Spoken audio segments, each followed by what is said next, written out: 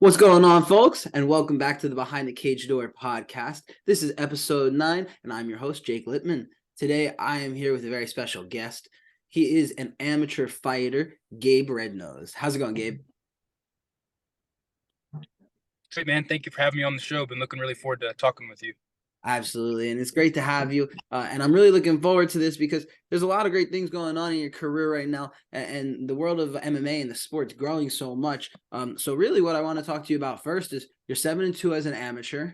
What's going on with you right now? How's your career going? And how do you feel like it's going to progress in the near future? It's going great. This will be my first fight back since the IMAF Pan American Championships. I represented Team USA as the 205-pound athlete. We went down to Monterrey, Mexico last year. There was a group of us, and we fought in the Pan American Championships. This is my first fight back. I actually lost in the finals. I got knee barred, tore my knee up. My knee was a little bit injured going into the fight. I kind of popped something in my knee like week 2 of my camp leading up to the Pan Americans. So it was kind of in the back of my head already. We didn't go to the doctor or anything. We just kept pushing through because I didn't want to have that, weighing heavily on my mind going into such a big tournament. Then, of course, getting caught in a knee bar, same knee that was injured, doesn't help anything. But it is what it is. You can learn from it. This will be my first fight back in the cage since, and everything is going great. And I'm really excited to get back in there. Absolutely. And knee injuries are really rough. Unfortunately, I had to deal with one myself. And so I know how hard the recovery it is. How are you feeling right now? 100%, man. I can't wait to get in there. Love that. And one thing that I think was really impressive that you mentioned is you competed as a light heavyweight, and you're starting to build your resume right now. But before, early in your career, you're competing a little bit at heavyweight. So what's that transformation been for you? It's been great. I've always been a bigger guy, bigger, stronger guy. I would always get bumped up to the next weight class in wrestling growing up. I started out weighing about probably like 250, 260-ish, fighting at heavyweight. Then I ended up, we got pregnant and we ended up having my daughter. Therefore, that took a lot of time. Thank you, sir. That took a lot of time away from, training and everything. And my weight just, kept climbing. And one day I looked in the mirror and I was 297 pounds. And my daughter was staring at me. And I knew right then, I had to make a change and start, living the lifestyle and living the right lifestyle and leading by example. So, right then in my mind, I just knew and told myself, hey, this is no more of this, and made a lifestyle change in that moment and dropped 95 pounds, 97 pounds, whatever it was, got down to 198 pounds, and started fighting at 205 and just kind of worked out really well. And rest is history. Wonderful. And so that's impressive. 97 pounds. That's a lot of weight. And so for you right now, what are you walking around at? About 225. 225. Because I was going to say, if you were under that 200 mark, do you think you could cut down a little bit more and head down, or not really? Pro debut, I think 85 is going to be the move, but we'll see. We'll see what happens. But 85, I would like to at least try it once just to see how I feel, see if I can do it or not. Absolutely. And so looking in the short term, I know you still have some amateur fights that you're looking ahead to. You've got one booked with Dan Henderson's promotion, I believe. So what's that looking like for your short term? 3 weeks out, feeling great. I'll be fighting for the California State title as the main event for Dan Henderson's Hendo's Fight Night promotion. I'm just really excited, man. Blessed with the opportunity. I actually had a fight that I was supposed to fight in May 13th, a few weeks back, that I was already preparing for, training for. We could never get an opponent to sign the contract, so I had to end up dropping out of that fight. And this one just so happened to fall into my lap. They called my coach and they offered it to us. My name came up and they offered it to us. And I said, done. I don't even care who the opponent is. I've already been training. Let's get back in there and let's get to it. Absolutely. And so it's definitely a great opportunity for you. You've already, like I said earlier, you've accumulated some really great experience. And so now you've got a main event. You're looking at, 185 down the line. And so For now, looking at this opponent, what do you have to do in order to get to that next step? I'm just gonna take it one fight at a time. I respect any person that will step into the cage. Um, so I'm not, overlooking any of my opponents. Just gonna take it one fight at a time, and one day at a time, and do everything I can to get my hand raised as soon as I get in the cage. Oh yeah, and we see that a lot of the times when you're in the cage, a lot of really quick finishes. So is that something that we should expect to see in this next one? Um, Obviously that's the goal, to get in and get out as fast as you can. But I'm getting to the level now to where I'm going to start, fighting some top prospects, and um, I'm trying to stay as humble as I can. Obviously, I want to say, of course, I'm going to get this guy out of there in round one, but I'm open to all 5 rounds if that's what it needs to do to get the job done. Well, you're staying humble, so let me hype you up a little bit here. On Tapology right now, let me pull this up so I don't incorrectly speak. But you're number one in Mexico, number one in the state of Oklahoma, number two currently in the U.S. Southwest, and not only that, but you did some IMMAF stuff. And your coach is Joe Stevenson, who's a very big name in the game, or one of your coaches is Joe Stevenson, and now you're fighting for a title. There's a lot of really good things going on. And one thing that I noticed is you trained with John Jones before, so you're really working with a lot of high level guys and setting yourself up for a path to success. So can you tell me a little bit about these experiences that you've had along your way? Yeah, man. I've never really had like a real coach before in my entire career. I've always been that dude who, kind of bounces around from gym to gym, trains in his garage a lot. I was one of those guys for a long time.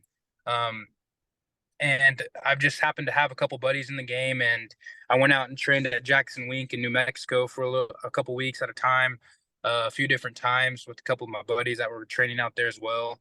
Got to get some good work in with John Jones whenever he was there preparing for one of his fights. Um, I got to go out to California with my coach Joe and train with Dominic Reyes and Jared Vandera, a whole lot of other big names in the UFC.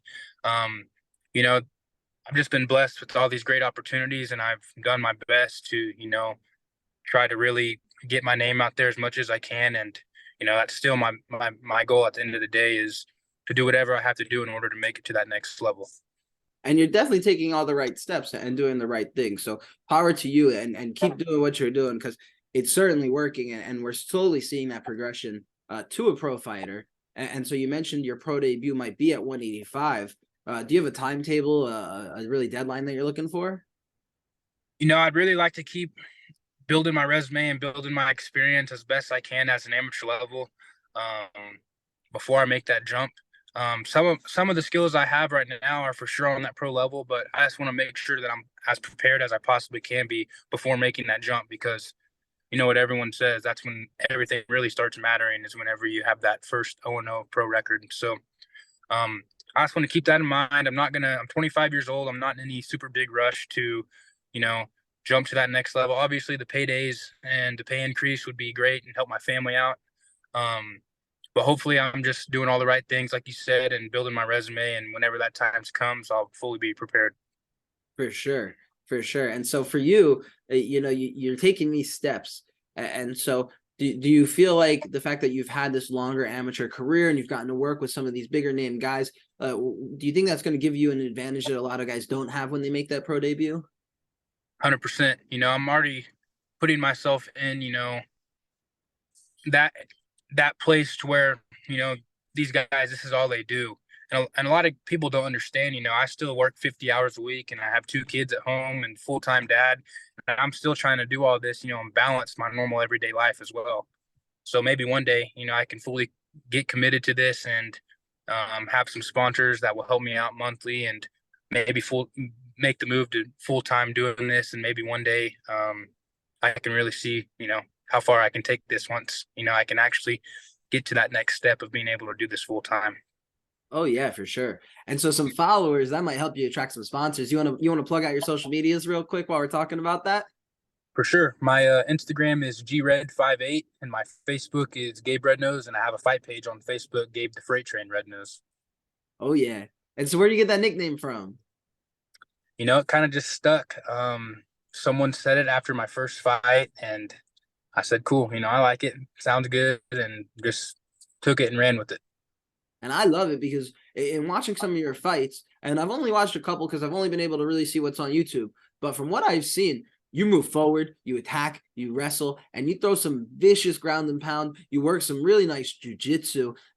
So where do you really get your style from? I know you were a college wrestler, but is that really where your foundation begins? For sure. I will always consider wrestling my base and what really introduced me to mixed martial arts. But now, I love jujitsu. I've been in the jujitsu room almost every single day, for a very long time.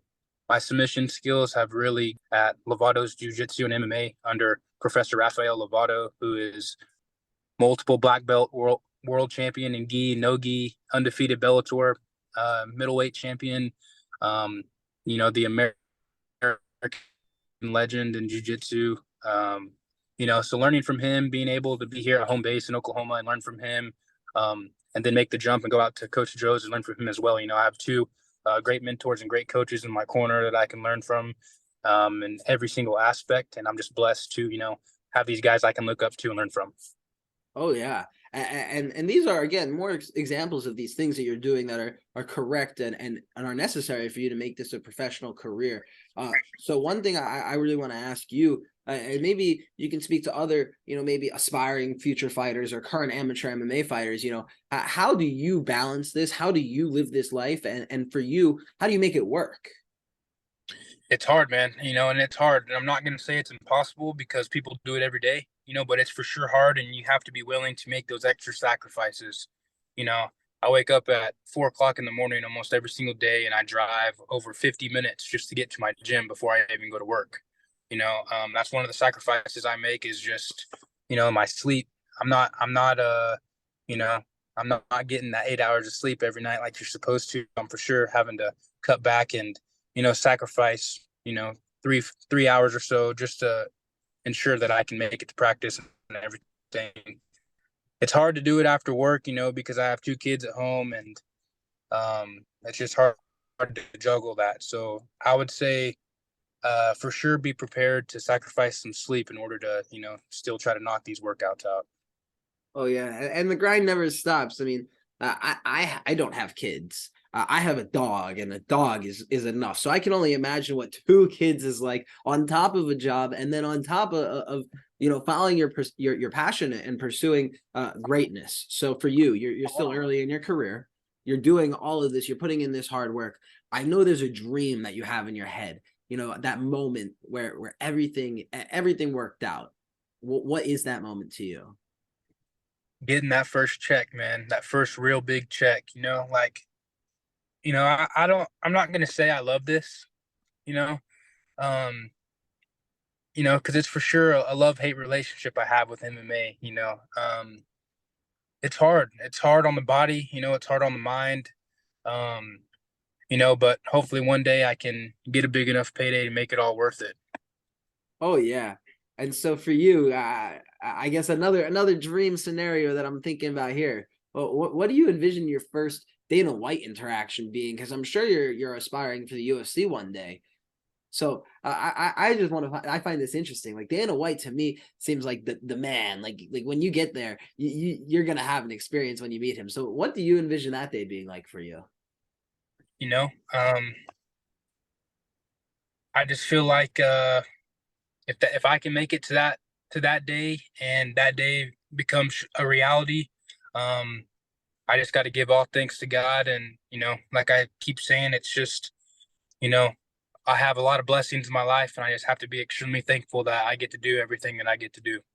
Absolutely, absolutely, and staying humble, which I love. I mean, the grind, the hard work, and that mindset is really what's going to drive a fighter to the next level, and continue, developing yourself along this journey. So one thing that I think we haven't yet to talk about, we've mentioned how you have a really well versed skill set and you've had great mentors. What about your stand up game? You have that wrestling background. Your jiu-jitsu is really slick, and when you're on the ground, I've seen you be very dominant for a lot of your fights. So what about your stand-up game?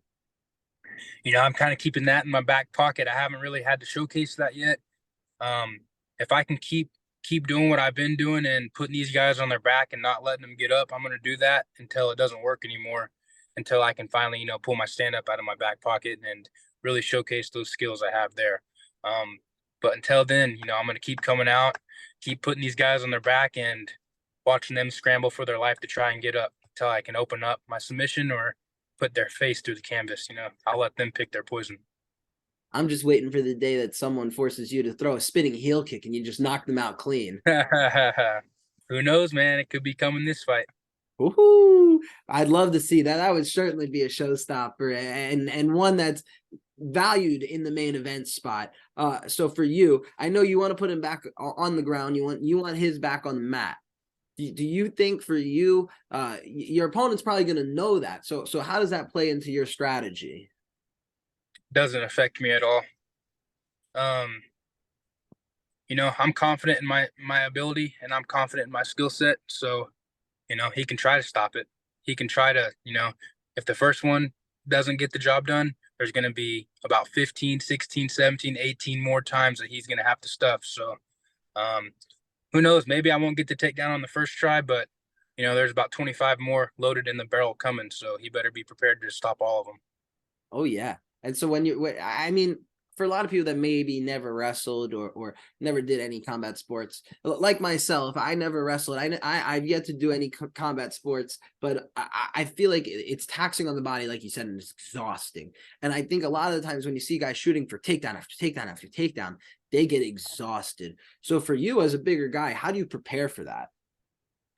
All different kinds of, endurance and cardio work. They say that to get in the best wrestling shape possible, there's no other way to do it besides doing it. So, it's just kind of one of those things that I've done my whole life. And luckily that cardio has just always stuck with me. So, I'm fully ready to go 25-minute round, 25 minutes if it has to go all 5 rounds.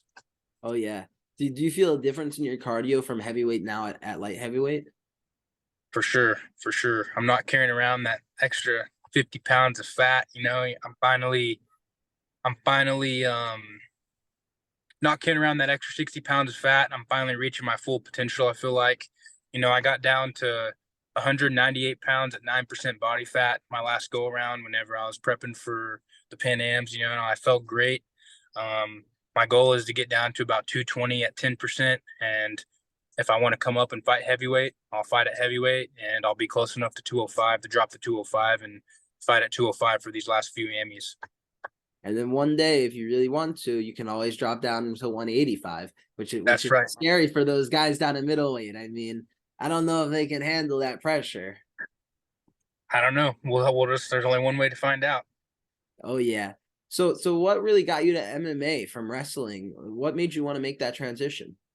I had a few buddies who did it, and they would always ask me to help them with their wrestling camps when they started their fight camp. I'd come in and help them do all of the wrestling. Um, I dropped out of college, came back home, and I was still hungry to compete. And my buddy said, "Dude, I'm fighting this night. You might as well try it with me." And I said, "Let's do it. Let's try it."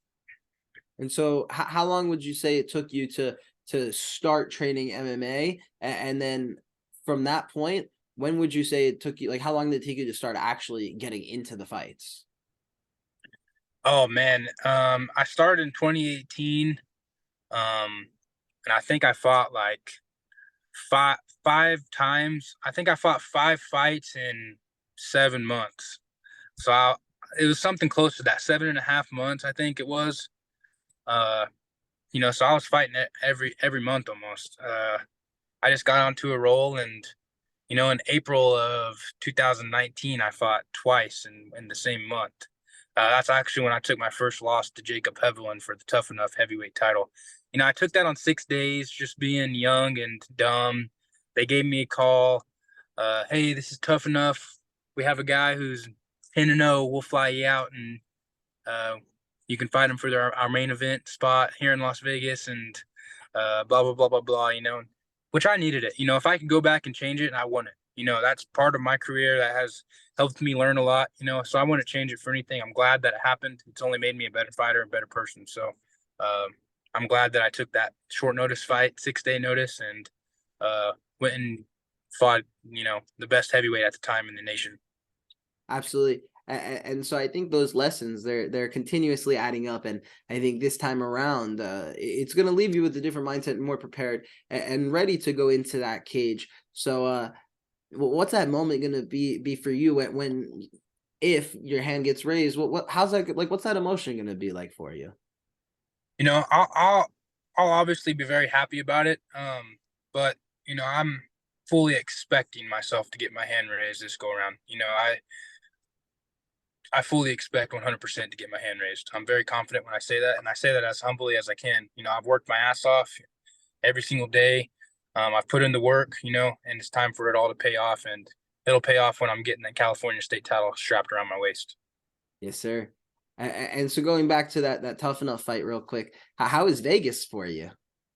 It was cool. I kind of got rushed into it. I was just a younger prospect, fresh in my career, and great experience with Tough Enough. Nothing bad to say about them. I didn't have a manager or a coach really, so it was kind of just myself going out there and taking on, taking on the big guy. But like I said, I'm glad that it happened, and if I ever go back to heavyweight, maybe we can run it back. Oh yeah, I'm sure you'd love to see that happen and get some Oh, revenge. 100%. I'm never say never. We'll see. We'll see where I end up once I turn pro. Whether it's 85, 205, or heavyweight, I'm ready to explore wherever. So Ready for anyone at any place at any time. yes, sir. Just give me a Absolutely. contract. Yes, sir. And someone start paying the man. But I got a couple more questions for you just to round this out. Do you have a pro fighter comp for yourself, someone that you mimic your game after? I really like Daniel Cormier. He really came from that wrestling background and, really stuck to his guns and really stuck to that pressure fighter, getting a single leg, putting him on their back. I really like just to, mix my ground game in with my with my heavy top pressure. You know, I'll just make you choose. Which one do you want? You want me to strangle you, or you want me to, knock your teeth out? I mean, that's just kind of my mindset going into it. Or do you want to stand and bang? I'm good with, I'm comfortable and I'm ready for all three, and I'm just excited to get in there, man. I really am. Yes, sir. And so what do you prefer to see happen? What do you enjoy getting a submission win a little bit more, or do you prefer to see that knockout? Um, I'm just blessed to get a W. I don't really like one or more the other. I just like getting my hand raised. So whatever I have to do that, that's what I'm gonna do. Yes, sir. Yes, sir. And so my last question for you, if you could go back in time, and you're still young in your career, but if you could go back and give yourself a piece of advice, what would you tell yourself? Find a gym, stay consistent, stay disciplined, stay hungry. The rest will pay off. Well, now that you're with some people that are definitely high level coaches, people, and MMA fighters, I'm sure you're going to find that path and learn from these experiences that you've had, because you've had a lot of really high level experiences. So I just want to say thank you so much for coming onto the podcast today, Gabe. It's been really fun speaking with you. And before we close off, I'd like to leave the floor to you. Do you have anybody that you want to thank or shout out? Just anything you want to say before we wrap this up? Yes, sir. I for sure want to say thank you for having me on, man. It's been an awesome opportunity, and I really hope that your channel explodes and you have great success in your career that you recently just started. I want to thank all my sponsors. I can't financially do it without them. They really help me, whether it's paying for my gas, taking off work to train, my nutrition, hotel fees, whatever it may be. Um, a big thank you goes to all of my sponsors, my family, my friends, my supporters, and, Lovato Jiu Jitsu and MMA here in Oklahoma City. I'm very excited to carry the Lovato flag going into this fight for my first time. Um, I'm ready to represent, and I'm ready to get my hand raised. Gabe, best of luck to you. USA, you always represent, so we're always rooting for you. And it's Memorial Day today, so I think it's the perfect day for our Team USA representative to have a great interview and have a great rest of your day. Thank you, brother. Thank you for the opportunity. God bless. Thank you, my friend.